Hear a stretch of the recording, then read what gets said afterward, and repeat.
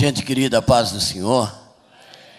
Que bom estarmos aqui mais uma vez e podermos juntos participarmos das coisas boas que Deus reserva para o seu povo. Vou fazer o seguinte, vou aproveitar que vocês estão em pés e vou ler a Bíblia. Combinado? Eu estou no Evangelho de Jesus Cristo, que Mateus escreveu, o capítulo de número 28, e o versículo, a partir do versículo de número 18.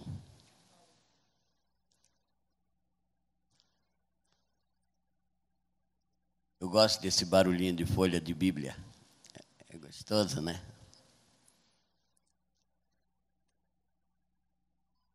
Se você tem smartphone, você pega MAT, é lá.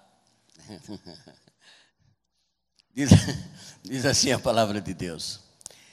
E chegando-se Jesus, falou-lhes dizendo: É-me dado todo o poder no céu e na terra. Portanto, ide, ensinai todas as nações, ou fazei discípulos de todas as nações, em algumas traduções, batizando-as em nome do Pai, e do Filho, e do Espírito Santo, ensinando-as a guardar todas as coisas que eu vos tenho mandado, ensinando-as a guardar todas as coisas que eu vos tenho mandado. E eis que eu estou convosco todos os dias, até a consumação dos séculos. Amém. Podeis tomar assento. Eu sou tremendamente agradecido a Deus por ter me dado esta oportunidade. Agradecido ao pastor Cícero por nos receber aqui e deixar corajosamente a gente falar no púlpito desta igreja.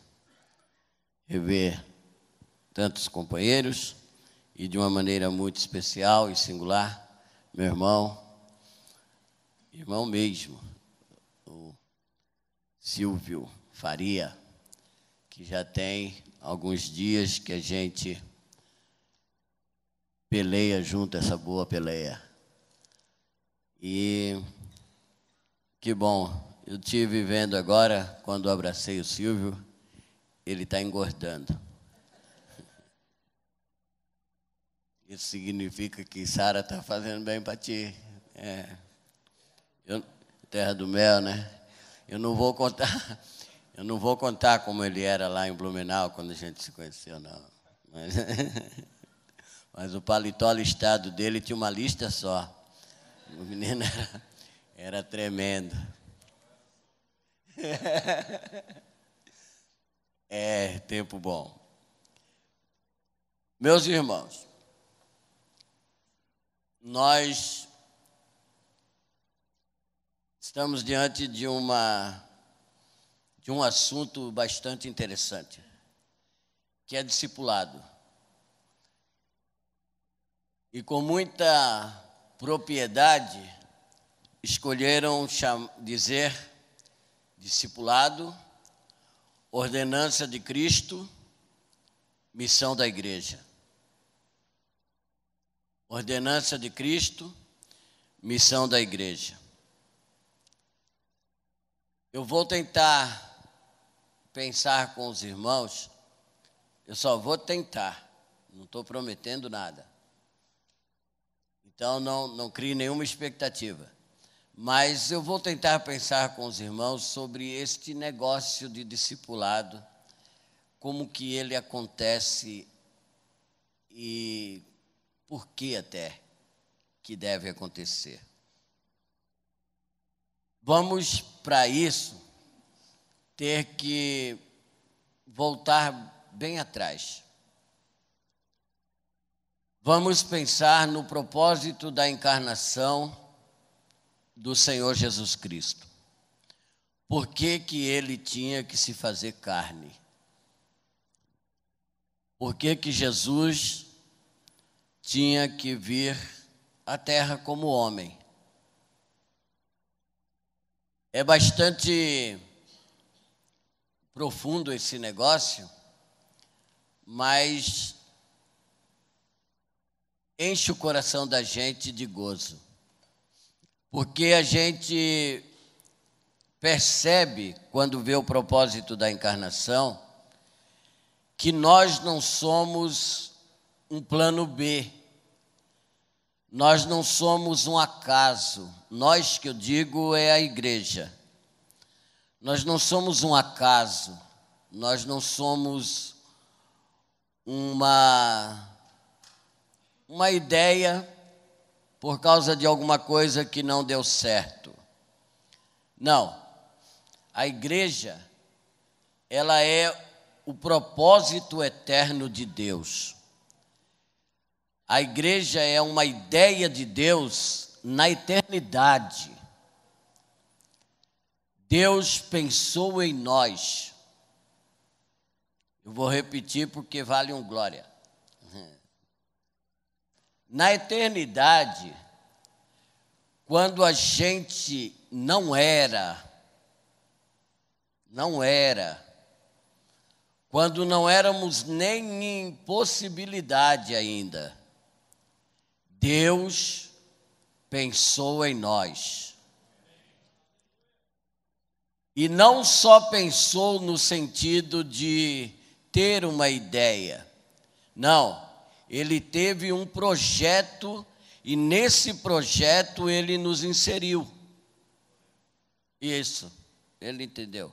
Foi outra ideia muito grande, é essa aqui. Deus teve um projeto, esse grande propósito, e neste propósito ele nos inseriu, ele nos colocou.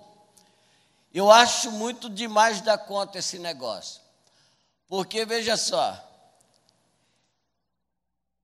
eu acho que eu já falei para vocês, mas se eu não falei, vocês já sabem, eu sou da Silva. Da Silva, quase todo mundo é. Não é verdade? Não concordem. Mas eu acho que eu contei para vocês, quando morava ali em Blumenau, Jaraguá, e quando a gente chegava naquelas filas de banco, e as pessoas pegando os nomes para poder adiantar a fila, andar mais rápido, e aqueles cidadãos blumenauenses e de Jaraguá, quando eles iam falar os nomes deles, eles falavam o primeiro nome e o segundo era aquela coisa... Sabe aqueles nomes que só tem consoante? Z, W, L, não sei o que lá. Aí a mulher, a senhora, quem estava tomando o nome, olhava e dizia assim, pode soletrar? Aí eles falavam com aquela entonação, um tanto quanto, sei lá o quê, ZWLM, não sei o que lá. Aí quando chegava na minha vez, ela dizia assim, o nome do senhor? Aí eu dizia, Joel, falava bem pausado, difícil, 4 letras, Joel Paulino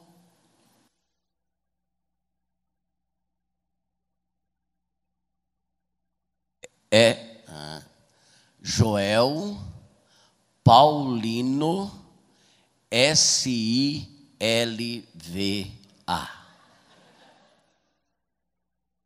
E ela, com cuidado, punha Silva. Ah, mas é Silva, mas é nome. Eu conheci 3. Um não deu muito certo, que era o Luiz Inácio. O outro morreu no Dia do Trabalhador, que era o Ayrton Senna. E eu? Tem mais Silva aí? Não, mas isso aí vocês respondem outra hora. Mas a verdade é que mesmo sendo um Silva, ele pensou em mim. Ele me inseriu nesse projeto. Entende como isso é interessante? Eu sou um pedaço do plano de Deus. E isso diz respeito a você também. Você é um pedaço, uma partícula do propósito de Deus. Isso é privilégio, mas também é compromisso. Isso é privilégio, mas também é responsabilidade. Significa que eu sou muito demais da conta porque estou inserido ali. Mas significa também que se eu não fizer a minha parte, o plano fica manco. Uau! Agora não deu para dar risadinha, né? Mas é bem isso. Se eu não fizer a minha parte, se eu não me entrar como uma parte desta engrenagem, ela não roda direito. Quando ele pensa isso no eterno passado, a grande ideia de Deus é exatamente essa, de se reproduzir em alguém ou algo, a ideia. De colocar a sua natureza e essência em alguém ou algo. Vamos devagar aqui um pouquinho. E lá no eterno passado, eles estão conversando. E o pai diz, eu tenho um grande projeto. Está na Bíblia, Joel? Não com essas palavras, né? O meu projeto seria esse, criar, emanar em toda essa criação a nossa glória, colocar nela seres morais que eles pudessem resplandecer, que eles pudessem resplandecer, receber e transferir a nossa glória aos outros, que eles tivessem a nossa essência, a nossa vida. Eu creio que quando isso foi dito, o Espírito, que é aquela parte da Trindade, que é muito mais consoladora e conciliadora, deve ter dito assim, Pai, mas se eles teriam a nossa natureza, se eles teriam essa essência, mas se eles seriam limitados em natureza, eles não iam suportar. Eles iam achar demais isso. Eles não iam querer simplesmente ser parte que reflete a nossa glória. Aí o pai deve ter dito assim, a não ser que um de nós desse a nossa vida para eles, e eles tendo a nossa vida, porque vida, gente, é uma qualidade que só Deus tem. Vida é coisa de Deus, entende? O homem existe. O homem existe. Quer ver? Qual que é o contrário da morte? Não pode responder todo mundo junto assim que eu me confundo. Tem que ser um de cada vez. Levanta a mão, pede licença e diz, eu sei. Qual que é o contrário da morte? Eu também achava que era. Mas vamos pensar assim. Nós temos uma fé cristã que é bíblica. Amém? Pela nossa fé, nós entendemos que a vida começa naquele encontro mágico e lindo de um óvulo com um espermatozoide. E para a gente a vida começa ali. Sim ou não? Até por isso que a gente é contra aborto, até por isso que a gente, pela palavra de Deus, não aceita determinadas coisas, porque a gente entende que tem uma vida ali. Porém, essa vida fica em gestação durante 9 meses, se for normal. Ela fica ali em gestação durante 9 meses, uma outra vida carregando aquela vida. Porém, quando se completa o dia que se fecha esse ciclo de gestação, essa vida estreia. No meu caso, foi no dia 26 de fevereiro. O ano eu não lembro mais. Mas veja só, essa vida entra na existência. Se tiver um cemitério aqui nessa cidade, tem, porque hoje eu me perdi e fui parar na frente do cemitério. Se tiver um cemitério, você quando chegar lá, você vai ver naquelas tumbas, eu sei que ninguém gosta muito dessas coisas, mas lá tem uma estrelinha e do outro lado tem uma cruzinha. Naquela estrelinha vai ter uma data. Aquele é o dia que a pessoa saiu da vida que carregava a sua vida e entrou na existência. Aí ela passa, no meu caso já se vão 50 e alguma coisa, e ela passa andando por essa existência e chega um dia que é o dia da cruzinha. Ela sai da existência. Esse dia da estrelinha a gente chama de nascimento.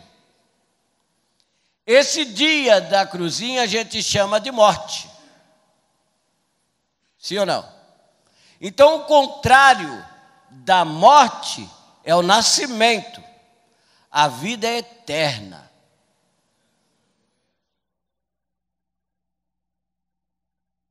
Pegou?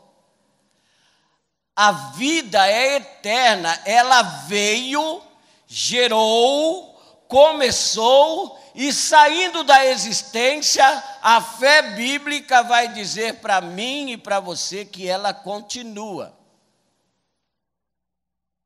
Esta vida eterna não é uma vida em duração.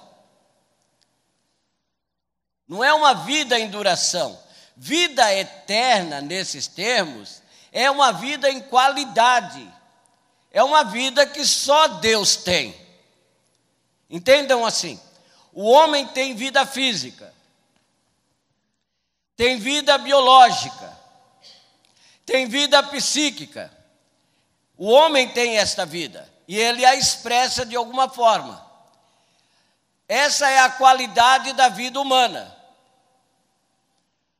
Uma flor, não essa, mas uma flor tem vida vegetal, assim como a couve, que eu tanto gosto daquele suco maravilhoso. Tem vida vegetal. O animal tem vida física. Vida que são qualidade desses entes. Assim como vida eterna é a qualidade da vida de Deus. Só Deus tem a vida eterna. Esta vida que Ele deu ao homem, esta vida que Ele estão conversando lá, e Ele diz, a não ser que alguém desse a nossa vida. E o filho diz assim, eu. Por isso que a Bíblia diz assim, que Ele diz de si mesmo, eis-me aqui, ó Pai, eu vou para cumprir a tua vontade. No princípio do livro está escrito de mim, o livro da criação. A vontade era qual? Que ele desse a vida. E quando ele diz, eu, o pai diz, ô filho, você é demais mesmo. Eu sabia que você, né? Você vai dar? Então, eu dou minha vida por eles. Eu dou a minha vida e que aquele que crer nisso vai ter a nossa vida. Por isso que a Bíblia diz assim: quem tem o Filho tem a vida eterna. Amém. Tem a vida eterna. E ele vai dizer e nos ensinar na oração de João 17, e a vida eterna é essa, que te conheçam a ti só, como o único Deus verdadeiro, e a Jesus Cristo a quem enviaste. Amém. Ele se propõe então a dar a sua própria vida, isso lá no eterno passado. Não é o assunto para tanto, mas é por isso que a Bíblia diz que o Cordeiro foi morto antes da fundação do mundo. Antes da fundação do mundo. Tudo que é criado, tudo que é feito, é a partir dessa base de redenção. Por isso que a queda não assustou Deus. A queda não assustou Deus, não pegou Deus de surpresa. Por isso que a encarnação não é um plano B. Por isso que a cruz não é uma ideia secundária. Não assustou Deus. Tanto é que quando o homem cai, ele inventa uma modinha. E ele se esconde. E quando Deus o procura, ele está lá escondido por detrás da sua invenção. E o Senhor diz: que papelão é esse aí, Adão? Não é papelão não, Senhor, é folha de figueira. Ô, Adão, se fosse papelão, pelo menos não rasgava, né? Mas isso aí vai murchar, Adão? Isso aí vai murchar? Isso é erva, Adão. Isso aí é humano, Adão. Isso aí é invenção sua, Adão.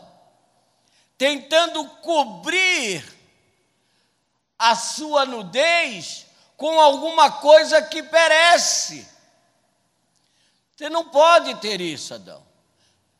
Ah, Deus, e como vai ficar? Não, Adão, essa ideia eu já tenho. Você não precisa me dar ideia. Você não precisa usar plano B, Adão. O cordeiro já foi morto. Antes da fundação do mundo. Olhou para o lado e disse: vem cá, vem, cordeiro. Cordeiro veio, ele: vou mostrar para... Amém. Vou mostrar para você, Adão, como é que eu fiz. Foi essa a minha ideia lá em cima, e o meu filho também disse: vai ser assim. Mata o cordeiro, com a pele do cordeiro, ele veste o Adão e disse: vai ser assim, Adão. Tem uma vida para ser emprestada pela sua vida. Amém. Cumprindo-se, para mim não ficar muito aqui, porque eu vou viajando nisso aqui. Cumprindo-se a plenitude dos tempos, diz Paulo em Gálatas 4:4. Veio quem? Jesus, como? Nascido de mulher, ou seja, humano. Porque lá no dia ele tinha falado para Adão: ó, vai dar certinho. Ele vai vir igual você, para morrer igual você, para poder ressuscitar igual só Ele pode. Amém. Abre um parênteses. Volte para o texto que nós lemos. O texto diz que ele, quando se levanta, ele diz: é-me dado todo o poder no céu e na terra. Dizem que o pai do positivismo,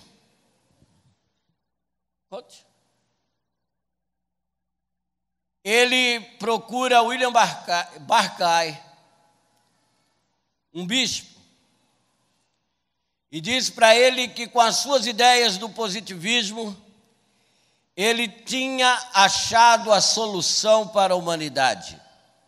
Tanto é que o positivismo se torna depois uma religião.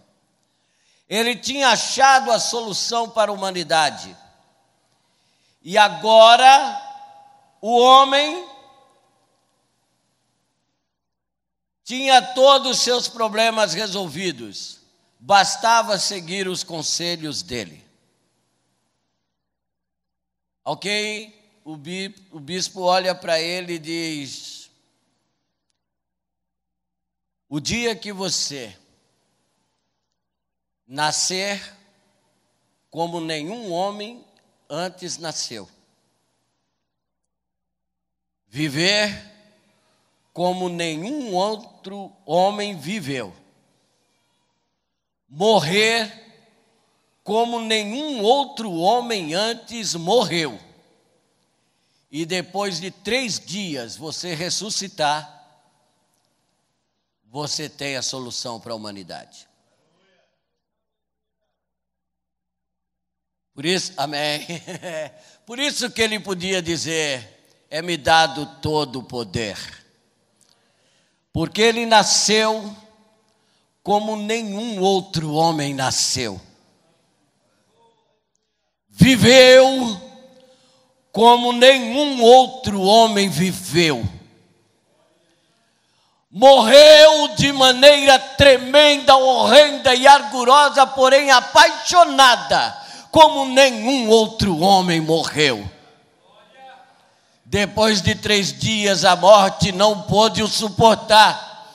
Os grilhões da morte se romperam e ele ressuscitou, dando origem a uma nova raça.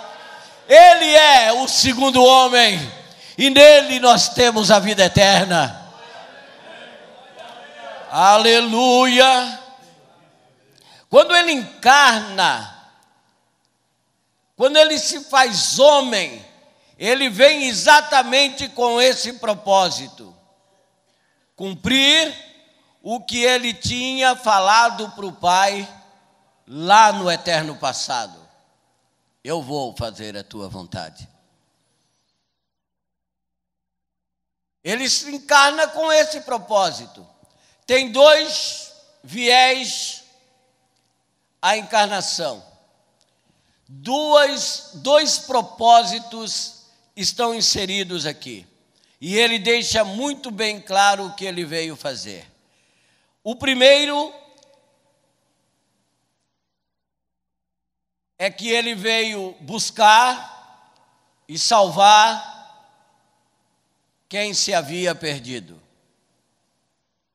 Veja só, às vezes a gente se enche de alegria e diz assim: o dia que eu aceitei Jesus, né?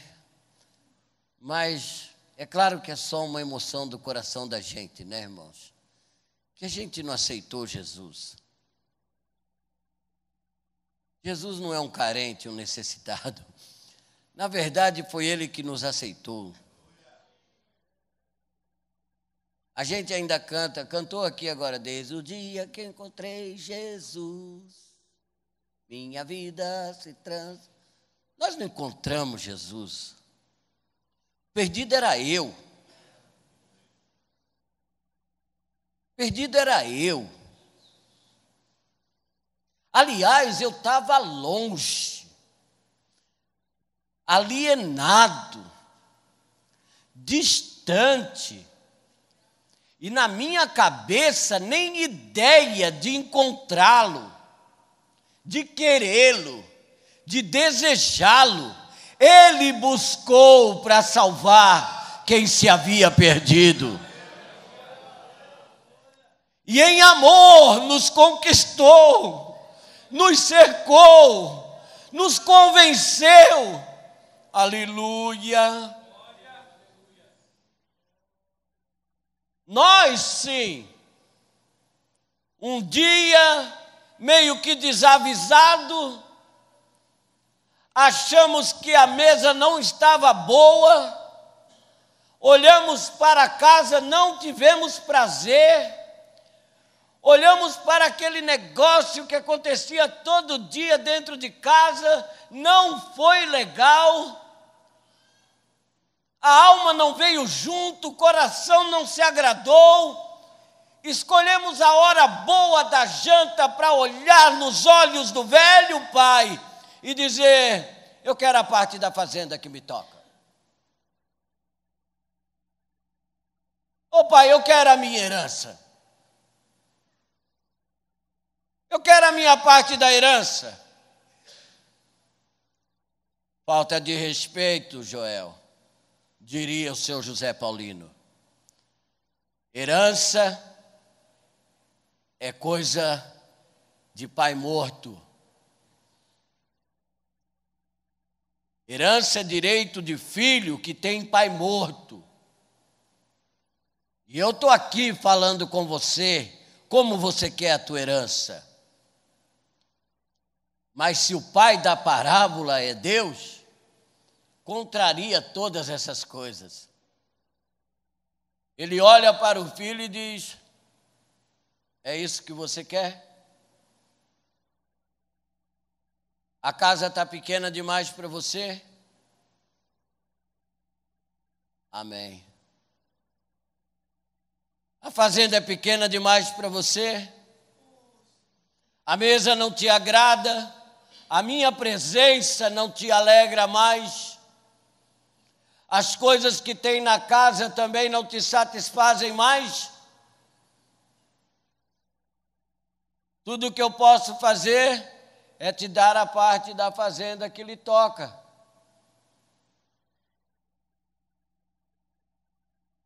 Vai. Porque o dia que você desejou sair da casa, é porque a casa já saiu de você faz algum tempo. O dia que você não quis mais a presença do velho pai e desejou a herança, que é coisa de pai morto, é porque no seu coração você já matou o velho. Matamos Deus, rejeitamos a comunhão da mesa, não nos agradamos da companhia dos irmãos, não quisemos a festa e pegamos ainda o dom da vida, que era a herança que Ele nos deu. E fomos gastar dissolutamente em uma terra distante, alienado dEle. Os olhos saudosos do Pai no portão todos os dias. Amém.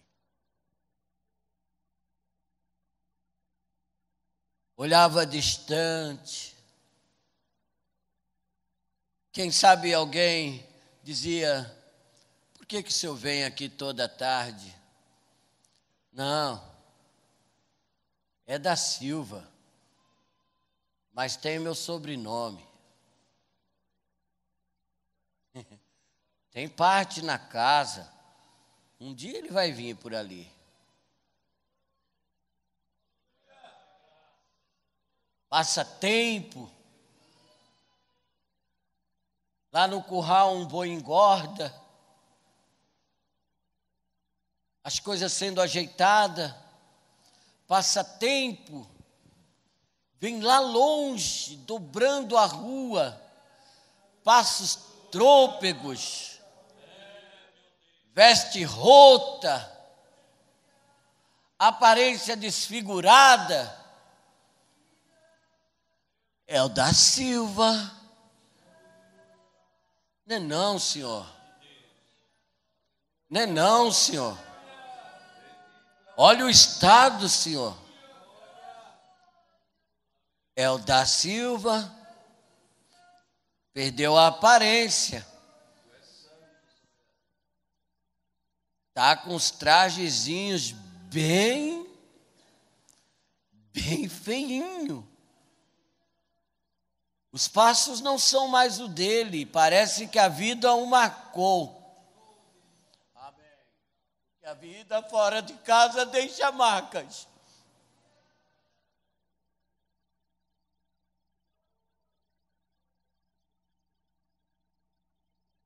Triste destino do da Silva, achar que ele podia bancar a sua própria vida. Triste destino desse menino, achar que ele podia, fora de casa, administrar os bens que são do pai.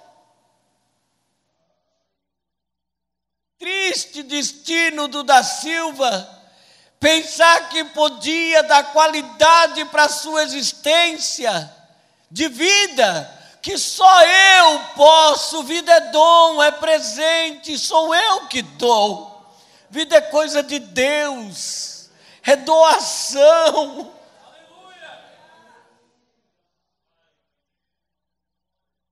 Então não é ele, Senhor. Não, está mudado. Está feinho, está acabado, mas é o meu filho. Lá na cabeça do menino, um discurso. Vou chegar para o velho, vou correndo para ele e digo: pai, apanhei muito lá fora. Tentei dar jeito antes de voltar para casa, achando que eu podia bancar minha própria vida. Lembra do Adão que fez folha de figueira? O menino também. Quando acabou o que era do pai, ele achou que podia bancar a própria vida. Ele disse: eu não volto porque eu sei trabalhar. Tem emprego aí? Voltar para casa não, vou procurar emprego, eu posso bancar minha própria vida. Eu aprendi umas coisas lá.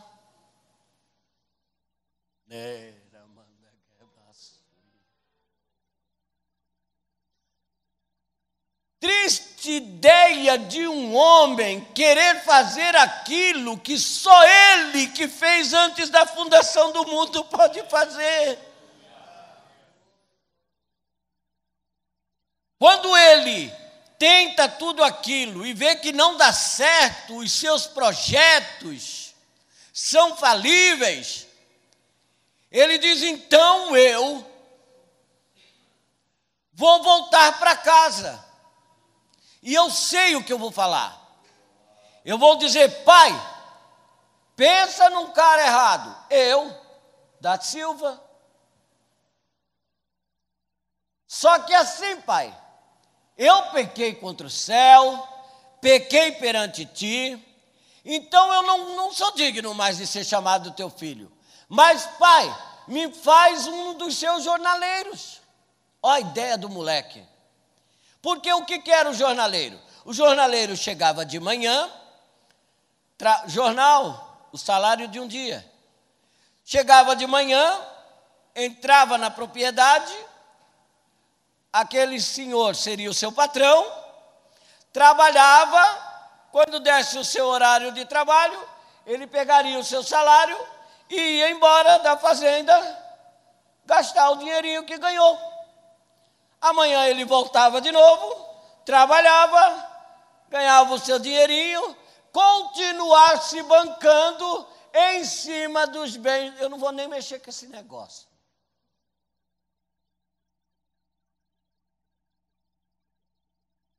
Mas o que tem de gente fazendo do portão da fazenda um portão sem tramela, que vai e vem, pega a bênção do pai, vai, gasta lá fora, volta amanhã, isso é mercenário. A diferença é que aquele lá tinha herança, esse aqui tem pagamento. Mas continua querendo usar os bens que é da casa, fora da casa. Não dá. Quando ele vem com aquele discurso todo, pai, pequei contra o céu e perante ti. Quando ele vai dizer a frase-chave, não sou digno, o pai já logo fecha, abraça, beija e diz assim: pode parar aí. Eu não preciso de jornaleiro. Quem foi embora foi um filho.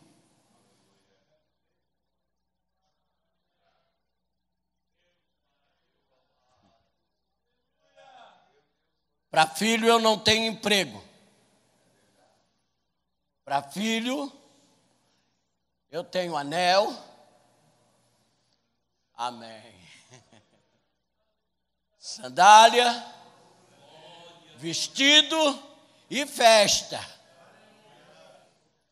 E festa. Aleluia. Não vou mexer com outro que era alienado dentro de casa. Porque eu não escrevi nada disso aqui, mas eu ainda estou falando da encarnação. Mas vejo o alienado dentro de casa, só um pouquinho assim. Que hora é essa? Vejo o alienado dentro de casa. Quando ele chega que vê a festa, vê aquilo tudo, ele pergunta para um empregado: o que está acontecendo aí? Colocou a enxada no canto, colocou o negócio, limpou o suor. O que é isso aí? Se encheu de esperança, que ele nem sabia que tinha um irmão que tinha ido. Porque ele não se interessava por pessoas, ele se interessava por coisas. Ele nem lembrava que tinha um irmão que tinha ido. Agora veja a ideia do servo. Veio teu irmão,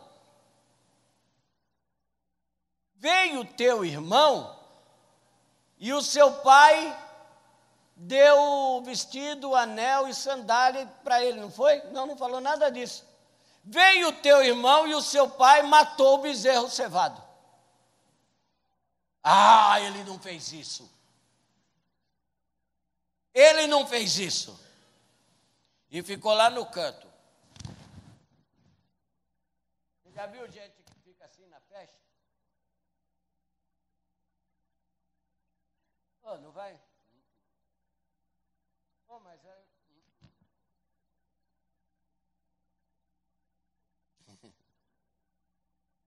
Alienado de Deus, dentro de casa. As coisas acontecendo, o negócio está igual o Jó, ele passa pelo lado eu não vejo, passa por trás eu não diviso, passa pela frente eu não percebo, é Deus puro, mas ele está lá. Porque a festa é para o irmão.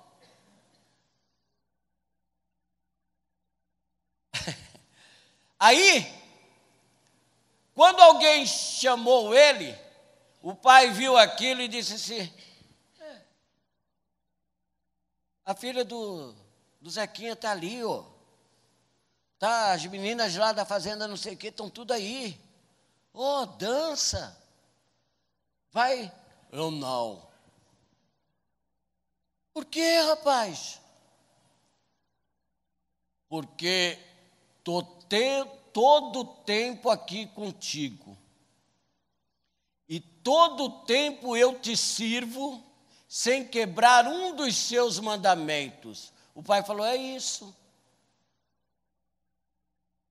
É isso. É porque eu não sou pai para você, eu sou patrão.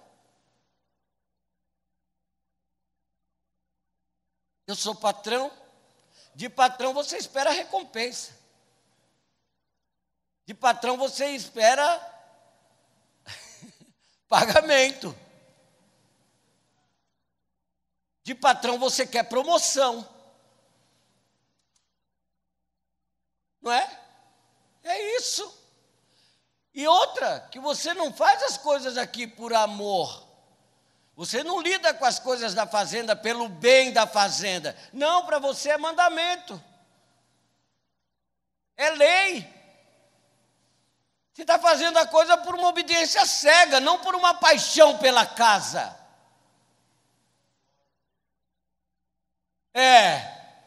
Mas veio esse teu filho não, seu irmão. Tem uma diferença, tá?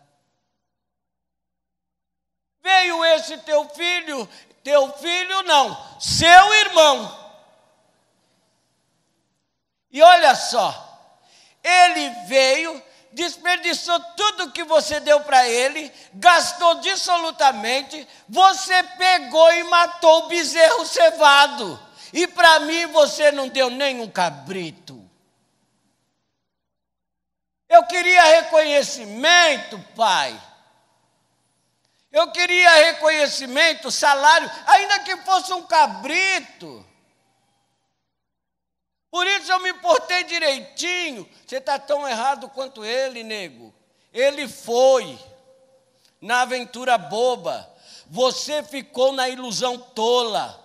Vocês dois estão errados. Porque aqui é amor, é graça. Eu dou porque eu decido dar.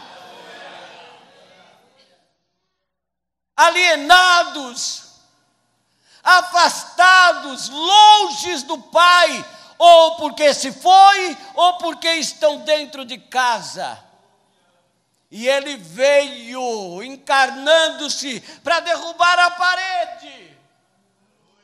E fazer tanto dos de dentro de casa, como dos que estavam fora, um único povo, uma família, do qual todos eles na terra e no céu tomam o nome, que Deus Todo-Poderoso é o Pai. Aleluia! Buscar e salvar o que se havia perdido. Esse é o primeiro grande propósito da encarnação. O segundo é que ele veio implantar a sua igreja. Ele vem com aquele propósito eterno, implantar a sua igreja. Tem um negócio interessante, que Jesus, quando chega, ele vem buscando e salvando o que se havia perdido. Você vê isso em Lucas 4, o Espírito do Senhor é sobre mim. Mas ele vem com a inauguração do reino. O reino de Deus está entre vós. Só que ele chega para os homens que tinham esse domínio, Mateus capítulo 20, e ele diz assim: o reino de Deus será tirado de vós. Olha que coisa séria. O reino de Deus será tirado de vós e vai ser dado para um povo que dê fruto. João diz isso com outras palavras: veio para o que era seu. O reino de Deus será tirado de vós e será dado para um povo que dê fruto. Mas os seus não receberam, né? Mas todos quanto receberam, deu-lhes o poder de serem feitos filhos de Deus. Tirado de vós para dar a outro povo que dê fruto. Você está percebendo? Foi tirado deles porque eles não deram fruto. Foi tirado deles porque eles não deram fruto. Lá na frente, Jesus vai explicar isso para os seus discípulos, numa das aulas que ele dá para os seus discípulos.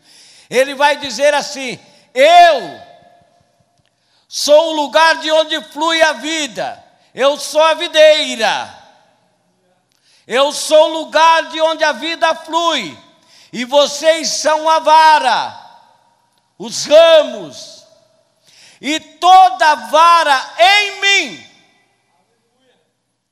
Olha o perigo. Essa história já aconteceu. O reino de Deus foi tirado de vós. Toda vara em mim que não der fruto. Precisa terminar ou vocês sabem o resto?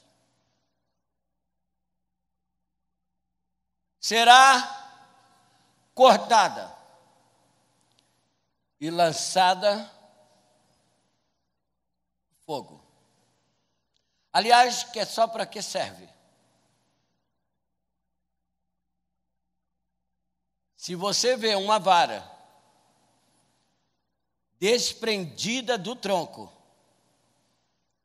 e ela começar a dar fruto, você sai correndo, porque tem alguma coisa esquisita acontecendo ali.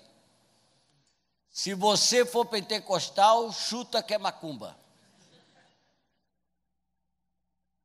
Repreende, amarra, sei lá o que tu faz. Mas na dúvida sai correndo, porque é estranho. Estão inventando um monte de vara que está dando fruto fora do corpo. Tem vara dando fruto despregado do corpo. Eles deram um monte de apelido para essas coisas aí. Eu não vou falar. Mas vocês são inteligentes, vocês também leem muito, vocês também... vocês estão antenados, vocês sabem do que eu estou falando. O que tem de vara aí? Vara que não tem mais vida, sugada do tronco, que não flui mais a seiva da vida, que não goza mais da comunhão do corpo.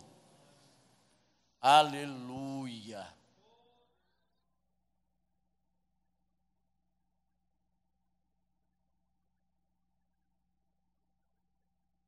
De que igreja você é? Eu sou do corpo. Não sei se vocês já ouviram isso. Se não ouviu, fica tranquilo que você vai ouvir, não vai demorar. De que igreja que você é? Sou do corpo, mano. Mano, sou do corpo. Corpo de quem eu não sei. O de Cristo não é.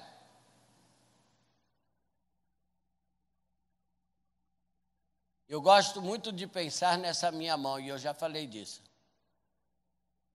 Essa minha mão aqui, olha como ela é. É a direita. Essa minha mão, e eu digo para ela, minha mão, para. Ela disse, eu não paro. Ela se diverte comigo. Ela tem um dedo indicador e ela diz, quando ela se aboba demais, olha, Joel, eu não preciso de você. Eu não preciso de você. Quer ver? Eu vou escapar do corpo e você vai ver que eu não preciso de você. E ela começa a dar um jeito aqui, e ela pula fora do meu braço, e ela cai ali no meio e ela continua balançando assim. E ela ainda vai fazer assim com o dedo e apontar para mim. Viu que eu não precisava de você? Por que ela continua se mexendo, mesmo estando fora do meu corpo? O nome disso é energia residual. É igual um ventilador, que ele está girando, você desliga ele da tomada e ele continua girando. Só que ele vai girando, girando, girando. Por que ele não parou? Energia residual. Só que o lugar da energia já foi tirado. O lugar da vida já foi tirado. Vai acabar. Pode estar dando fruto fora da videira, fora do tronco, mas vai acabar. É fruto que não tem vida, é energia residual. Vida é só na videira.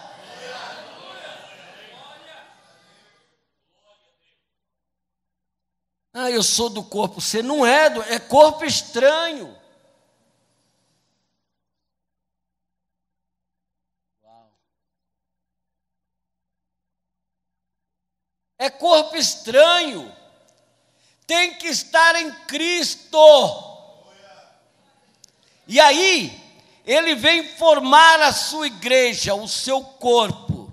Ele usa duas palavras, uma palavra duas vezes. Na boca de Jesus, aparece a palavra consumado duas vezes. uma vez na cruz e uma vez anteriormente, quando ele está orando pelos seus discípulos, 17 de João. Ele na cruz, eu vou usar ao avesso aqui, às vezes, para a gente entender o que eu quero chegar. Ele na cruz diz: Pai, nas suas mãos eu entrego o meu espírito. Está tudo consumado. E morreu. Ali ele entregou a sua vida na morte. Ali ele estava consumando a primeira coisa para o qual ele se encarnou, que era buscar e salvar o que se havia perdido. A segunda, que foi feita primeiro, foi no capítulo 17 de João, quando ele está orando pelos seus discípulos. Porque ele ficou 3 anos treinando aqueles homens. Aula todo dia. Aula todo dia. A primeira aula foi a aula da renúncia. Está fazendo o que aí? Estou pescando peixe. Larga isso aí, vem cá. Por quê? Porque eu vou te fazer pescador de homem. Não sei o que é isso. Nasci no mar, vivo no mar. Estou todo o tempo no mar. Já pesquei de tudo aqui. Homem não. Mas o convite, apesar de estranho, era tão forte que eles, largando as suas redes e os seus barcos, e de João, os filhos de Zebedeu, ainda diz assim, e o seu pai. Entendeu? Largando coisas e pessoas, largando tudo, eles o seguiram. Lições tremendas eles tiveram com ele. Lições incríveis, de todos os tipos, de toda a natureza, que depois a gente vai conversar sobre isso, acho que amanhã, porque hoje eu já falei demais. De toda a natureza, ele vai ensinando, ele vai tomando prova. Depois dele fazer uma determinada lição, ele faz a avaliação prática. Agora vocês vão, que eu vou ficar aqui. Vai de 2 em 2, não leva nada, vocês não levam comida. E o que a gente faz? A gente pode mandar descer fogo do céu, a gente pode, nada disso. A casa que receber vocês, vocês deixem a paz. Não recebeu, bate a poeira do pé e vai embora. E aí, Senhor, mas foi demais, Senhor, nós limpamos leproso, nós expulsamos demônio, nós fizemos tudo. Vocês estão se abobando. Não é pelo que vocês estão fazendo, é pelo que vocês estão se tornando. Vocês estão achando que eu avalio alguém pela ação e pelo tanto de atividade deles. Não, é pela vida que eles têm sido gerado. É no que vocês estão se tornando. Vocês não fiquem abobados por isso. Vocês têm que se gloriar porque o vosso nome está escrito no céu. Ele vai tomando as provas, ele vai ensinando essa gente. Um dia, ele chegou num determinado lugar e foi o dia de uma das provas. A prova naquele dia era: quem sou eu? E ele se assenta com eles e pergunta: o que dizem os homens ser o filho do homem? Aí eles começam: ó, Senhor, um dia desse que a gente estava ali, tinha uns dizendo que tu era Jeremias. Ah, mas os outros estavam falando que tu tem esse jeitão assim, tu é Elias. Senhor, você precisa ver, tem uma turma aí dizendo que tu é João Batista que ressuscitou. Cada um que queria dar uma ideia, e ele sabia onde ele queria chegar. Depois que ele vê todas as ideias dos homens a respeito do Filho do Homem, ele diz: e vocês? De tudo que vocês aprenderam até aqui, porque ele está à sombra da cruz, já já ele vai embora. De tudo que vocês aprenderam até aqui, o que vocês dizem que é o Filho do Homem? O Pedro toma a palavra e diz: tu és o Cristo, esperança de Israel, daqueles de quem o reino foi tirado, o Messias de Israel, Filho do Deus vivo. Entendeu isso aqui? Filho, aquele lá de trás, do Deus, o Pai, vivo, a fonte da vida. Aleluia. Aí ele disse: passou, Pedro. Fechou, Pedro. 10 com louvor. Quando Pedro achou que, meu Deus, agora eu vou pegar o cartucho, ele disse: só que, Pedro, você não entendeu como funciona essa lição de discipulado aqui. Isso aí, Pedro, não foi a tua inteligência, isso aí não foi a tua razão, isso aí não foi alguma coisa que você fez por método de raciocínio, não é lógica, não tem, Pedro. Sabe isso aí, Pedro? Não foi carne e sangue quem tu revelou, foi o meu Pai que está no céu. Entendeu por que os da Silva entram? Entendeu por que os da Silva entram? Porque não é na base de carne e sangue que ele está pautado.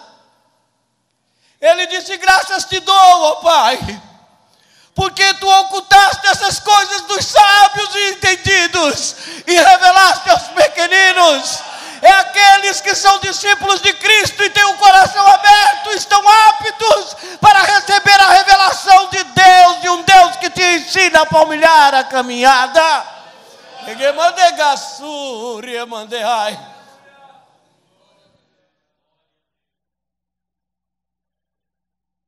Aleluia, é por isso que os da Silva entram. Porque ele, além de ensinar a lição, na hora da prova ele passa a colinha. Ele revela, ele ilumina o coração. E ele faz por detrás da casca de um carpinteiro alguém olhar e ver o Filho de Deus.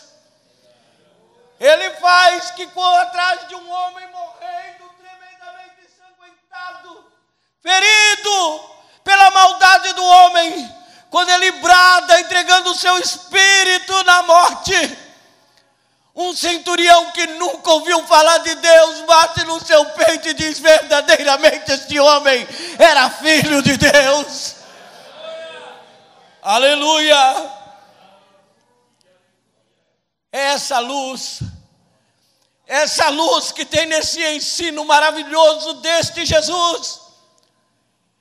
E quando ele ora, quando Pedro diz essas coisas: tu és o Cristo, esperança de Israel, Filho do Deus vivo, aquele que se encarnou para tornar realidade o projeto eterno, ele disse: bem-aventurado és tu, filho de Jonas. Não foi carne e sangue que te revelou, foi o meu Pai que está nos céus. Mas você continua Pedro. Você continua Pedro. Porém tem uma coisa, Pedro. Já já você vai ganhar o diploma. Você continua Pedro. Mas sobre esta pedra eu edificarei a minha igreja. Veja a ideia. Sobre esta pedra. Esta igreja tem um fundamento inabalável, inamovível. Ela está firmada em Cristo. Quantos ventos não já sopraram nesta igreja? Quantos ataques não já vieram a esta igreja? Ataques de dentro, ataques de fora, perseguições, heresias, cada um tentando movê-la do seu lugar, mas ela firme, porque está firmada na rocha que é Cristo. Sobre esta pedra, agora veja uma coisa, eu edificarei. Eu edificarei. Essa igreja, ela tem um soberano edificador. Não é qualquer um que fez. Nasceu de ideia humana. Não é projeto da cabeça dos homens. Não é invencionice de galho cortado. Não é coisa que nasceu na casa da dona fulana, ou na ideia do seu fulano, não. É um projeto eterno de Deus, que lá na eternidade Ele disse, eu quero criar um povo assim. Ele disse, eu edificarei. Mas vejam só, Ele diz, eu edificarei a minha igreja. Tem dono, sabia? Uau! Tem dono. Aleluia. Tem gente com medo de um monte de coisa aí, e já fazendo tanta coisa, e já vi até campanha de oração aí para fechar a Rede Globo, para fechar não sei o quê. Carece não, gente. Precisa não. A gente não é um andarilho, não. Pode ser da Silva, mas a gente tem pai. Até que a gente pode ser peregrino, mas não somos abandonados. Podemos estar em terra estranha, mas a gente tem uma pátria. Aleluia. Não, tem dono. Tem dono. Ah, um povinho. Ah, não, deixa falar. Deixa pensar. Deixa se levantar. Tem dono. É a minha igreja, ele disse. É a minha igreja. E ele termina dizendo, as portas do inferno não prevalecerão contra ela. Entenda isso. Quando ele diz inferno ali, ele não está falando da casa do capeta, do encardido. Inferno ali é o Hades. É o lugar dos mortos. Só que ele estava vivo ainda. Ele ainda não tinha morrido na cruz. E ele disse assim, sabe, o lugar dos mortos, a força da morte, não prevalecerão contra a minha igreja. Por quê, Senhor? Porque agora eu estou dando vida de volta. O meu projeto era dar a minha vida. E eu vou dar vida para eles. Aleluia. É a condecoração deste curso. É a minha vida nas vossas vidas. É, Senhor. Só que parece tão estranho que passa poucos dias dali. Ele está na cruz. E 15:00 o curso termina numas horas de trevas tremenda. O próprio sol se escondeu.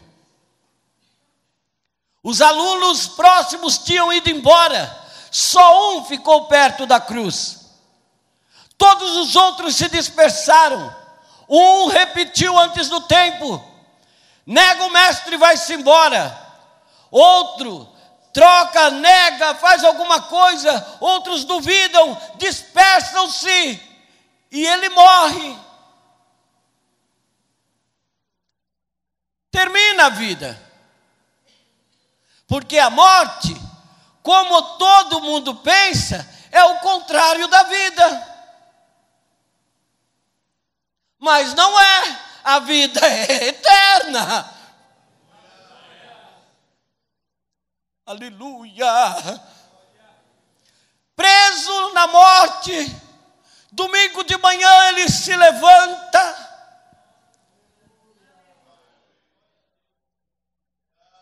Aleluia. Encontra umas mulheres e ele diz para as mulheres: eu quero que vocês... Ai, mestre, não me toca. Eu ainda não voltei para o meu pai. Eu quero que vocês vão lá na Galileia. E eu quero que vocês juntem todos os meus amigos. Não foi amigos. Não foi amigos. Eu quero que você junte os meus irmãos. Diga aos meus irmãos e a Pedro. Diga aos meus irmãos e a Pedro, para eles me aguardarem lá. E diz para eles que já já eu voltarei para o meu Deus. Olha só que coisa linda. Para o meu Deus e vosso Deus. Para o meu Pai e vosso Pai. A família aumentou. Os da Silva estão entrando. A classe inteira se tornou filha. Aleluia. É tão interessante que João diz assim, quando ele surge, diz assim: nós vimos a sua glória, como a glória do unigênito do Pai. Quem é o unigênito? Unigênito é o único gerado. Unigênito. Mas quando ele ressuscita, e isso aqui, Paulo faz um jogo muito lindo nisso aqui. Paulo diz que ele era que existiu o primeiro Adão e que Jesus era o último Adão. Paulo diz que Adão era o primeiro homem e que Jesus era o segundo homem. Olha que interessante. Primeiro Adão, último Adão. Primeiro homem, não o último homem, segundo homem. Mas quantos homens existiram aqui? Só que assim, primeiro Adão, aquele lá do Jardim da Folhinha, que tentou inventar uma moda, e último Adão, porque na cruz ele acabou com tudo que era de Adão. E o negócio de Adão é morte, porque por um homem entrou o pecado no mundo e pelo pecado a morte. Mas o negócio do segundo Adão, do último Adão, é vida. Quem crê que ele é o último Adão, tudo que é de Adão morre ali, porque ele é o último. Acabou a conta de Adão. Você viu que a morte foi vencida? Amém. Aleluia, aleluia. Último Adão. Primeiro homem, aquele lá, feitinho de barro. Segundo homem. Por quê? Porque esse primeiro homem inaugura uma humanidade caída. Esse segundo homem aqui vem fazer aquela humanidade da ideia e propósito eterno, que tem a vida de Deus. Tanto é que diz assim: nós vimos a sua glória como a glória do unigênito do Pai. E quando ele ressuscita, Paulo diz assim: ele ressuscitou como unigênito? Não. Ressuscitou como primogênito. Agora ele é o primeiro de um monte, inclusive o da Silva. Entende a lição que ele quer trazer? E discipulado nasce aí. Quando você está reproduzindo nas pessoas a vida de Cristo.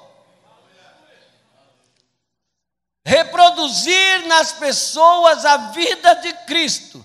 Ele disse assim: não pede para discípulo nenhum ser melhor do que seu mestre. Basta ele ser como o seu mestre é. Entendeu?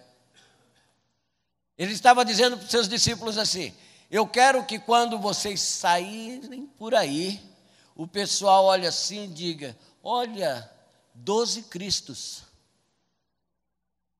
Aumentou, tem 120 no cenáculo? Olha, 120 Cristos. Aumentou, foram quase 3.000 almas? Olha, 3.000 Cristos. Mais 5.000, 8.000 vezes? Olha, 8.000 Cristos. Quantos tem aqui? Eu não sei. Olha quantos Cristos.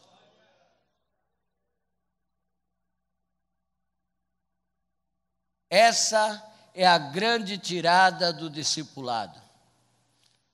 Como implantar discipulado na igreja foi o que pediram para eu pensar hoje à noite. Exatamente isso. Dizendo que a minha vida e a sua vida deve refletir e emanar, fluir a vida de Cristo, porque nós somos Ele na terra. Amém? Quero que você entenda uma coisa muito interessante. Quando eu falo isso, parece místico. E tem gente que me olha assim. Mas vejam só. É muito interessante pelo seguinte. Jesus estava no céu, assentado ao lado do Pai. E o Paulo aqui na terra ganha carta. Para quê? Para matar crente. Vai lá, Paulo, mata crente. E Paulo sai respirando vingança. Eu vou matar essa gente. Chega num determinado ponto da estrada, um clarão, Paulo cai. E ele diz: Saulo, Saulo, está perseguindo os crentes. Não. Saulo, Saulo, por que você me persegue? Tu está entendendo? Às vezes a gente diz assim: ei, não olhe para mim, olhe para Jesus. A gente quer que o pessoal ande assim, ó. Tipo, quem busca como é que é? Aquelas coisinhas já. ETs. Não. Quando eles quiserem ver Jesus, ele tem que olhar para você. Para mim. Ai, Joel, difícil demais. Difícil porque tem alguma coisa que está pegando em nós. Alguma lição que nós faltamos. Alguma lição que nós faltamos. Mas eu sou o amor de Cristo na terra. Eu sou a graça de Cristo. Você é o amor de Cristo. Você é o poder de Cristo. Você é a mão de Cristo que se estende. Você é os olhos de Cristo que enxerga. Você é a boca de Cristo que ordena. Você é os pés de Cristo que procura. Você é o corpo de Cristo na terra. A revelação da vida de Cristo aqui se dá através da igreja. Ou a coisa é assim, ou nós não aprendemos a lição. Como implantar discipulado, então? Ensinando cada um de nós a refletir a vida de Cristo. Aí entra aquela parte, com isso eu termino, onde essa gente sofre. Sofre. Existe 5, pelo menos, tipos de pessoas que estão à frente disso, líderes de discipulados, que são os que sofrem com isso. Como sofre, Joel? Porque as irmãs vão entender muito melhor do que eu essa parte. Ele disse assim: eu sofro dores de parto. As irmãs fizeram assim, tipo assim, dói mesmo, Joel. E o Paulo disse: eu sofro dores de parto, até que Cristo seja formado em vós. Sabe o que é sentir dor enquanto eu não ver você amando como Jesus ama? Porque ele não disse, ensina tudo o que eu falei. Ele disse, ensina a guardar todas as coisas que eu ensinei. Não é ensinar que Jesus mandou perdoar, é ensinar como perdoa. É ensinar como perdoa. E sabe como que o discípulo aprende a perdoar? Vendo eu perdoando. Ou você, casado aí, não tem hora que você ouve a sua esposa dizer uma frase lá na cozinha e você está na sala e diz assim, essa frase aí é minha. Sou eu que falo isso aí. Não tem? Quem namora fica todo feliz. O dia que ele vê a namorada dizer uma frase que é dele, ele diz, estou reproduzindo a minha vida na vida dela. Você sabe que a gente que é pastor, às vezes fica meio assim bobinho, quando a gente vê alguém ir dar uma palavra e falar alguma coisa que a gente fala. Trabalhei com os adolescentes, o pastor Silvio sabe, e quando o pastor dava a oportunidade para um deles, geralmente nas sextas-feiras, né? E eles iam ler a Bíblia e eles abriam a Bíblia e diziam assim, eu estou em Jeremias. Aí eu falei assim, mas eu estou, quem fala sou eu, Sabe essas coisas mínimas assim, que você se vê na vida do seu discípulo? É isso que Deus quer. Agora, se eu fizer isso, e ele começar a falar o que o Joel fala, dar como o Joel anda, repetir as palavras do Joel, eu fiz discípulo do Joel. Agora, se eu ver ele perdoar como Jesus perdoa, amar como Jesus ama,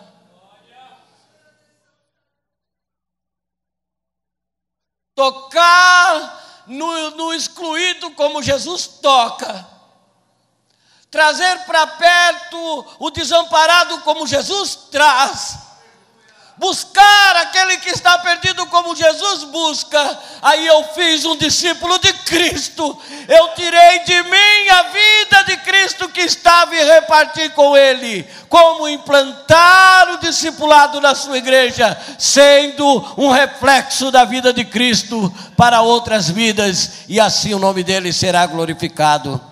Amém e amém.